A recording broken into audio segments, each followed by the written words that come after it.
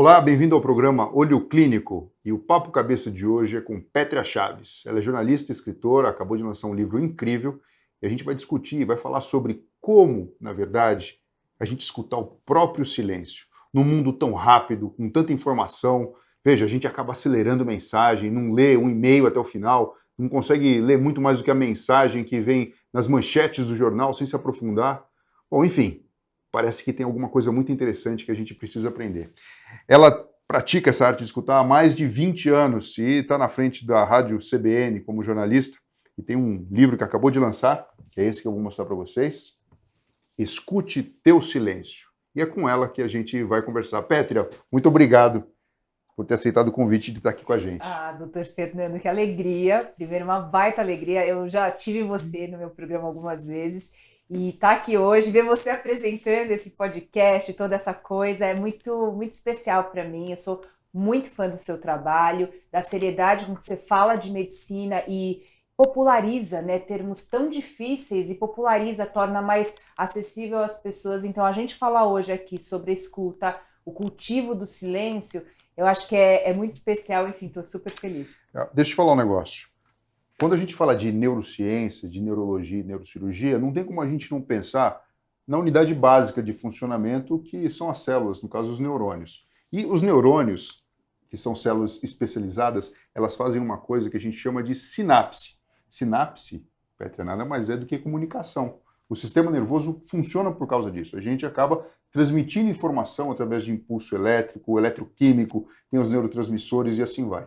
E quando a gente olha numa magnitude maior, como o que você trabalha, né, com comunicação, e você fez tanta pesquisa, né, até chegar na produção desse livro, o que você acha que mais atrapalha as pessoas hoje em dia em se escutar? A barulheira mental. É uma barulheira danada. Eu acho que você já deve conhecer muita gente, né, que sofre com depressão, sofre com ansiedade, seja no ambiente de trabalho, seja com a rotina muito pesada. Hoje, a nossa barulheira interna, doutor, ela é muito responsável por essa falta de qualidade de vida que a gente tem. Se a gente conseguisse calar um pouquinho a voz dessa mente, a gente conseguiria ouvir o outro melhor, a gente conseguiria tomar decisões melhores e mais, não se importar tanto com o que falam da gente.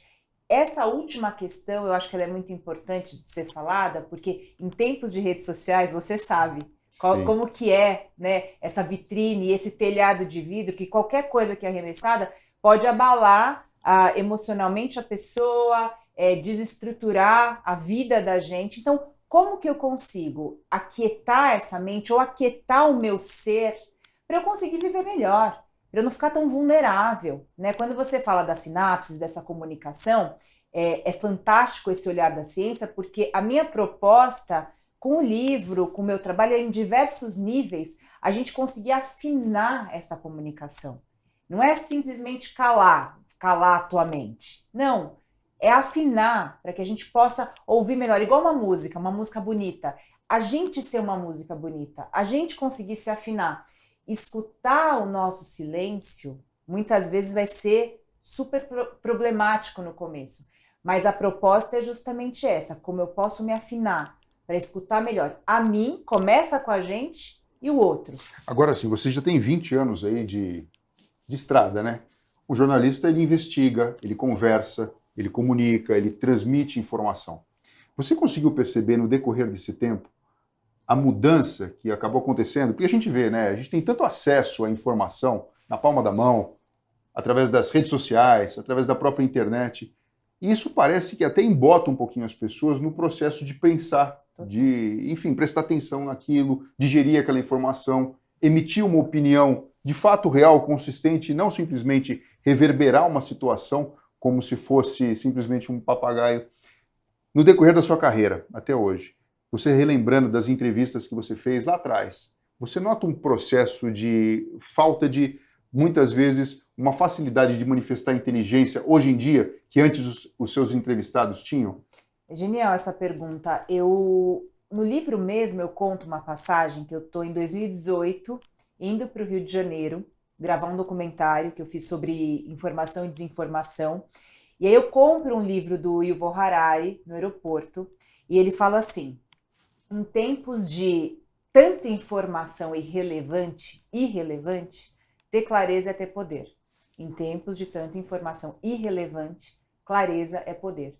Então, assim, o que acontece é que se eu olhar assim, ao longo da minha carreira, o volume de informação que hoje a gente tem acesso é um absurdo, né? Eu acho que, pelo contrário, hoje em dia, ter inteligência, demonstrar inteligência é mais difícil, porque tem muita informação. E é muito fácil você emitir opinião sobre tudo, sobre qualquer coisa. Eu acho que a gente vive, doutor, hoje numa cultura. A cultura é maior que a gente, né? A cultura de ter opinião, de expressar, desculpa o termo, de vomitar qualquer coisa. Como que se faz o nosso processo de análise crítica sobre as coisas? Se é tudo muito veloz, se é muita informação, se a gente é atropelado o tempo inteiro, a gente já acorda no Instagram, né? Já rolando ali. Então, assim, é a maneira até da gente se informar, Twitter, Facebook, Instagram. Então, como é que eu posso, em tempos de tanta informação que é irrelevante, saber que o Dr. Fernando traz para mim informação de qualidade, saber que eu ouço a Petri e ali vai ter uma curadoria de informações mais relevantes para minha vida, para eu usar, sendo que eu sou bombardeado com muito dado, com muita informação. De novo, o que eu clamo precisamos dar 2 ou 3 passinhos para trás. Esse silêncio que eu falo, na verdade, ele é uma calma para eu conseguir escolher o que eu vou consumir, quem eu vou seguir, o que eu vou ler, porque a oferta, não se engane, vai ser cada vez maior. Mas por que eu estou no teu perfil seguindo o Dr. Fernando? Porque eu acredito que ali, aquela informação vai transformar minha vida, vai de fato trazer mais informação importante para mim, para o meu dia a dia, mas eu preciso, doutor, ter a capacidade de escolha. Como eu faço isso? Se não com um pouco mais de calma, se não com um pouco mais de consciência sobre a minha rotina. Como é que eu vou construir essa rotina para que eu tenha momentos de calma, para que eu consiga tomar meu café da manhã com calma e nesse momento talvez organizar o meu dia para o momento em que eu vou consumir informação, para o momento em que eu vou talvez fazer um ritual de acalmar a minha mente. A gente precisa ter mais consciência sobre o uso da mente, porque informação vai ter cada vez mais. E esse volume de informação não é diretamente proporcional à inteligência. Não é. Pelo contrário. Hoje, qualquer um que quer lacrar nas redes vira notícia.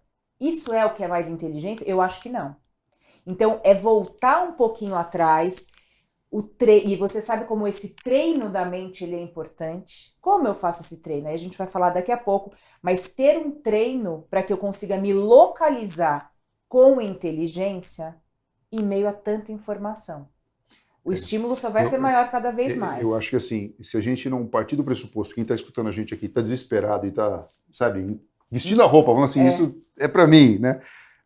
Se a gente não começar com um processo de, no bom sentido, autossabotagem, ou seja, dificultar mesmo, ou seja, da mesma maneira, olha, a Academia Americana de Pediatria passou umas certas normas. Criança tem que, no máximo, ter acesso ao eletrônico, que não seja muitas horas por dia, porque senão vai atrapalhar o desenvolvimento neuropsicomotor. Se a gente não fizer isso conosco também, como ponto de partida, do ponto de vista neurocientífico, vai ser difícil mudar o comportamento, porque as coisas são sedutoras, né? As informações, elas chegam de uma forma muito sedutora. Eu concordo totalmente. Agora, sim, e você acredita que a gente conseguindo fazer esse controle, a gente consegue reduzir o estresse, e até mesmo em situações de trabalho, por exemplo, evitar um burnout? Eu não tenho dúvida, doutor. Inclusive, quando eu comecei a escrever o livro, né, e conversando com a editora Planeta, eu avisei que eu sou jornalista, eu busco informação, eu não queria ficar falando sobre mim, ou dando fórmula, ou dando receita de bolo, né? É claro que à medida que eu converso com diversos especialistas das mais variadas áreas, a gente tem aí algumas dicas, alguns caminhos para que a gente consiga minimizar estresse, burnout, até depressão, né, com alguns treinos. E eu, no meu caso, como jornalista, principalmente no início da carreira, né, com aquela pressão absurda do jornalismo, noticiando muita tristeza, muita morte, muito dado, né, ruim. É claro que eu fui muito impactada por isso. E eu lembro de lá atrás, nos meus 23, 24 anos, muito impactada pela cobertura jornalística, pela pressão que a gente tinha. Eu fui buscar pessoalmente alguns caminhos, né, de minimizar o meu estresse, não cair, por exemplo, numa depressão que me deixasse mal, fizesse com que eu não conseguisse trabalhar.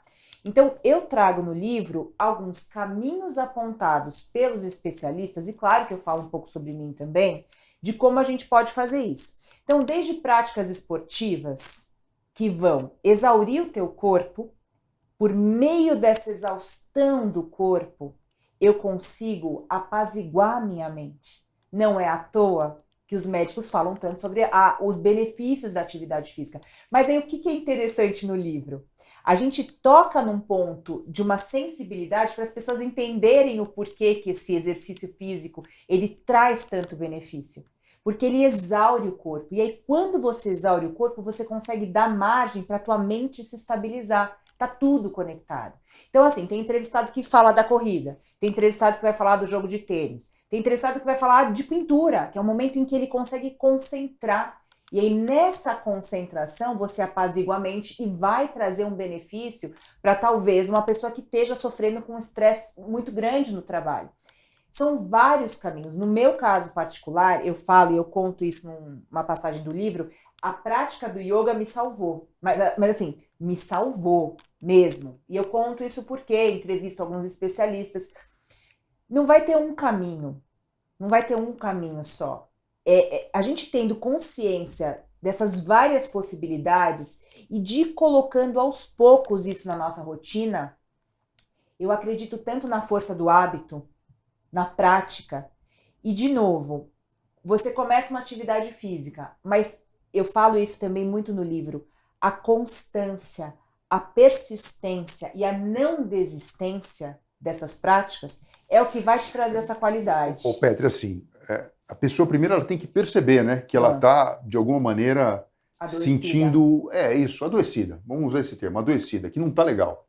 Às vezes, consegue perceber isso numa situação extrema. A pessoa tem insônia, a pessoa sente angústia, não é nem ansiedade, sente angústia. Às vezes não fecha ali o diagnóstico, chega até a procurar um profissional e fala, olha, não tem nada muito que fecha o CID aqui, mas tem alguma coisa. O primeiro passo é a pessoa entender isso. E o segundo é criar um tempo, mesmo que no início seja algo artificial, que depois venha se consolidar pela rotina, no qual ela possa ter contato com ela mesma. Porque assim, o escute o teu silêncio, na verdade é o seguinte, o que eu entendo é que assim, a gente não tem um silêncio profundo, pelo contrário, a gente tem alguém que quer conversar com a gente mesmo, e a gente está falando aqui de inteligência intrapessoal, mas a gente não está dando tempo nem para o nosso próprio eu se manifestar. É isso mesmo. Não, você pegou a ideia, porque a gente fica nesse turbilhão, você nem percebe que você está sendo comido por várias insatisfações, por várias dores, e aí você vai perceber quando já adoeceu, quando já está prestes a ter um burnout, uma crise de ansiedade. Então, essa convocação, doutor, de tentar desacelerar para perceber, muitas vezes é o corpo que vai começar a te dar esse sinal. Então, eu falo, escuta teu corpo. É uma escuta também, é uma percepção, é um treino. Eu estava num evento esses dias e aí me perguntaram qual que é, eu queria uma Novalgina para insônia, né, com o silêncio, tem alguma técnica? E a gente fala assim, não tem um remédio que você vai usar hoje e vai minimizar a tua insônia, minimizar a tua ansiedade, minimizar essa angústia, você usa essa palavra, é maravilhosa para os nossos tempos, porque de repente tem épocas que a gente é acometido por uma angústia. Então, eu falo, você vai precisar ouvir essa angústia e vai ser incômodo.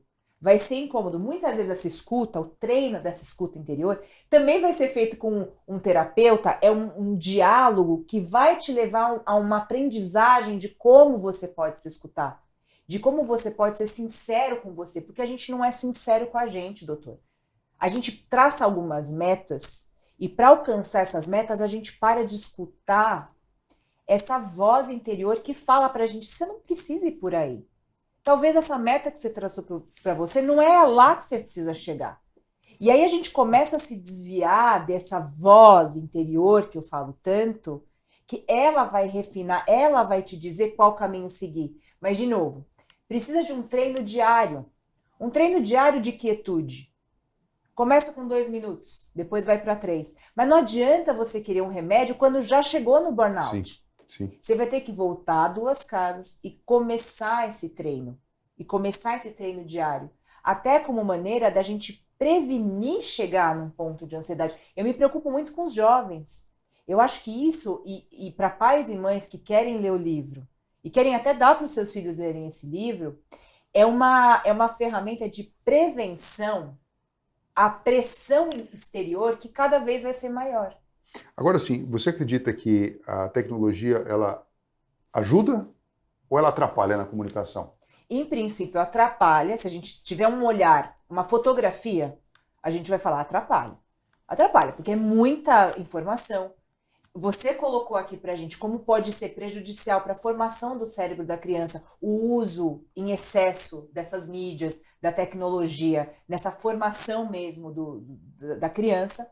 Então, em princípio, atrapalha, mas eu não acredito que nada é absoluto. Eu acredito que pode ser, sim, fonte de muito treino, porque se a tecnologia está ali, ela está querendo me dizer alguma coisa, né? Se tem um alimento ruim, eu faço uso desse alimento, ele me faz mal à medida que eu como em excesso desse alimento. Eu preciso saber que a tecnologia existe, ela está aí, e nós todos, individualmente, como sociedade, a gente vai precisar usar e aprender a usar isso. Então, ela pode ser, na verdade, uma baita ferramenta, um convite para o meu autocontrole, para a minha autodisciplina, para o meu autoconhecimento. Por mais banal que esse termo esteja sendo usado, muito como autoajuda, eu adoro esse termo. Autoconhecimento, conhecimento de si. Uma coisa que, acho que na tua área, você como neurocirurgião, como médico, eu gosto muito de usar esse termo, doutor, que é assim, conhecimento da minha engenharia. A gente precisa se conhecer, não só a minha mente, as minhas emoções, mas conhecer o nosso funcionamento como um todo. Você sabe, a gente, como Homo sapiens, existe aí há 200, 300, 1000 anos. Só que a tecnologia deu um salto, principalmente na comunicação, principalmente da década de 90 para cá, que se transformou numa coisa real. Na palma da mão você consegue ter contato com informações verídicas ou não do mundo inteiro, na frequência pirada que você deseja ou não deseja. E fica muito complicado. Fazendo uma analogia, só que não é de pegar, né? Essa habilidade de se comunicar com esse tipo de ferramenta, que, veja, você pode não ter o dispositivo, mas se você entrar no dispositivo de outra pessoa e acessar a sua conta, então não é de pegar. A gente não aprendeu. E se a gente fizesse uma analogia, é que nem uma moto que pega 300 km por hora em 10 segundos, que de repente tem criança pilotando. Totalmente. E a gente vem junto com toda essa liberdade de acesso que a gente vem aspirando, você pega desde a década de 70, o movimento hippie, todo mundo... De repente isso virou verdade em termos de comunicação, mas não houve um processo de amadurecimento e de entendimento. Então a gente não quer censura. Então você transfere para você a própria obrigação de realizar essa curadoria. E muitas vezes a gente fica vendido. Por quê? Porque o cérebro às vezes é curioso, às vezes ele não é vigilante, e a gente não entende o que essa falta de vigilância pode provocar dentro da nossa própria saúde mental. A gente viu isso na pandemia, né? Totalmente. Então era muita informação vinha e pessoas, apesar de todo o problema, ficando realmente com um quadro de transtorno mental aberto. Já tinha uma predisposição. Eu falo, nossa, eu ligo o noticiário, é só esse tipo, é morte, morte, morte, falta de esperança. E vem aquela coisinha básica que um especialista fala, pô, então por que você não desliga? A televisão, não lê o jornal? Veja, você não está doente, então você pode fazer isso. Escolha. Pois é. E olha que louco, isso que você está falando é tão incrível, porque da mesma maneira, eu entendo isso, até jogo isso para você, falo sobre isso no livro, da mesma maneira como a gente não sabe usar com discernimento a tecnologia, doutor, a gente também não sabe usar a nossa mente. Se você, isso a Monja Coen, ela fala no meu livro, quando você aprende a nadar, ou quando você vai levar o teu filho para aprender a nadar, você joga essa criança, ou você se joga numa piscina de 5 metros sem instrução? De forma nenhuma. De forma nenhuma. Da mesma maneira com a tecnologia a gente devia fazer, e da mesma forma com a nossa mente, que pode ser a ferramenta mais poderosa para a gente usar, para a gente alcançar, para a gente sorver da vida. Só que a gente não sabe usar a mente, a gente sabe muito pouco sobre a nossa mente. Inclusive, quando começa o processo de meditação. A pessoa acha, fala, não sei meditar, não consigo me concentrar, não consigo me acalmar. A pessoa não se autogerir, não conseguir se acalmar, doutora, a gente chegou nesse ponto dos dias e achar normal falar que eu não consigo sentar 3 minutos, 5 minutos em quietude. Isso não é normal. É óbvio que a gente vai estar adoecido, é óbvio que a gente vai adoecer das mais diversas formas de problemas mentais. porque não é normal a gente viver nessa velocidade. Então, a analogia de tecnologia e da mente é muito parecida. A gente precisa, de uma vez por todas, entender que é preciso aprender a usar a mente. Para fazer uma meditação, precisa de instrução. Você precisa ser levado ao treino da mente, porque se você começa a sentar em silêncio sozinho, foi também o que foi visto na pandemia. Muita gente achou, então eu vou ficar aqui e vou meditar. E aí foi um horror. A pessoa entra em contato com o pior dela, a mente vai te trazer isso. Essa livre associação de coisas boas e muitas coisas ruins, que é o que a gente inclusive abafa, é o que a gente esconde debaixo do pano. Quando você senta em meditação para quietude e concentração, tudo isso vai vir com muita força. Precisamos de um treino e de um treino organizado, coordenado, com quem conhece essas técnicas da mente. É preciso. Só que isso, a tecnologia, ela também te proporciona, porque você pode viajar o mundo inteiro de graça pela internet. Antigamente você precisava viajar para conhecer um professor, para conhecer técnicas. Hoje a internet, o lado bom, ela permite que você, da sua casa, do conforto da sua casa, faça esses treinos organizados, monitorados, ensinados. Mas, de novo, é preciso algum tipo de disciplina, tanto para usar a tecnologia, quanto para usar para a mente, quanto para usar propriamente. Agora, o que a gente precisa ter em mente, né, essa mente, ela tem que ser treinada com consciência, para que eu use melhor a tecnologia, para que eu seja melhor pai e mãe, para que eu seja uma melhor pessoa para o mundo e para que no limite eu seja uma melhor pessoa para mim mesmo. É esse o convite que eu faço, doutor Fernando, com a ideia de se escutar, para escutar o outro melhor. Petra, deixa eu mostrar para todo mundo, vou pedir para dar um close aqui, mostrar para vocês o livro que acabou de ser lançado, né, Petra? É um filho. O livro é um filho, né? Eu tô super feliz, você sabe, a gente conversou sobre o teu livro há pouco tempo. Sim, a gente fica muito feliz. Fica. E, enfim, super bonito toda a diagramação. Enfim, eu não li ele inteiro, mas eu vou terminar a leitura com certeza. Então chama Escute Teu Silêncio, de Petra Chaves, pela Academia, que é um recorte da editora Planeta, né? Como a arte de escutar, da escuta nos torna melhores profissionais, pais mais presentes e pessoas mais interessantes. Eu achei bacana esse finalzinho aqui. Eu vou dar só um toquezinho da neurociência, antes de te pedir para, enfim, encerrar em alta dando umas dicas, mas, pessoal, tem que pegar o livro e tem que, enfim, sentar. Ele tá gostoso. Isso. Você sabe que, assim, tem trabalhos neurocientíficos, Petra, que mostram o seguinte: quando uma pessoa... primeira coisa, né? 30% a 40% do nosso discurso, geralmente, ele é sobre impressões subjetivas. Por exemplo, como foi a aula hoje? Você pergunta para o seu filho fala, foi legal. Aí você acha vaga aquela resposta. Mas esse foi legal é uma resposta subjetiva do tipo, estava agradável a sala, o professor falou uma coisa que eu aprendi, não teve nenhum problema de uma cobrança que eu não consegui cumprir. Enfim, tem muita coisa ali dita ali naquele simplesmente foi legal. Quando uma pessoa está falando sobre essa coisa subjetiva, o cérebro aciona o circuito do prazer.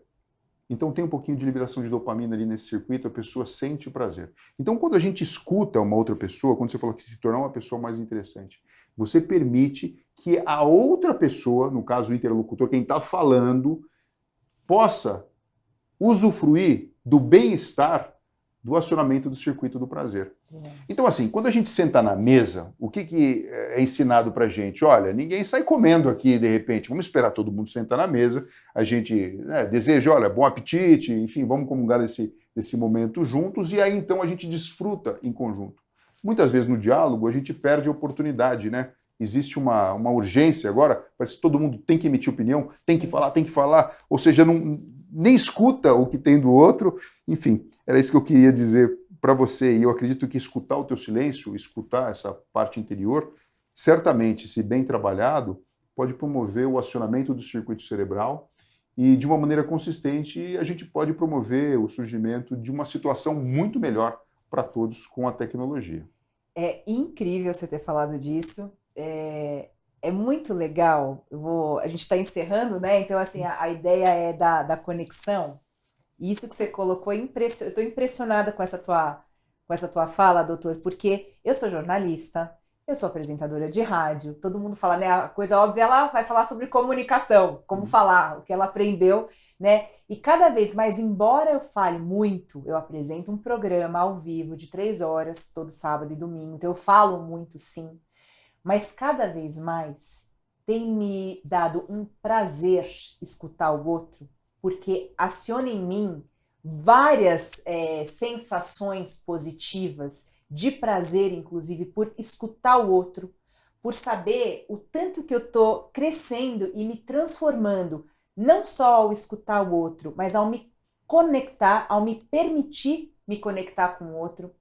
E para deixar essa pulguinha, né, atrás da orelha dos teus ouvintes, enfim, quem te segue, quem está assistindo e vendo o podcast, é que muitos dos meus entrevistados, quando saem do meu programa, com essa experiência que a gente teve de diálogo e escuta, eu já recebi esse retorno de muitos entrevistados que essa experiência de você ser escutado de verdade, de ter se conectado com outra pessoa e a outra pessoa se conectar com você porque te escutou, essa escuta ela é quase sedutora, porque hoje em dia todo mundo quer falar, mas você parar e perceber que alguém está interessado em você, na tua história, em ouvir de verdade com presença, é um nível de conexão.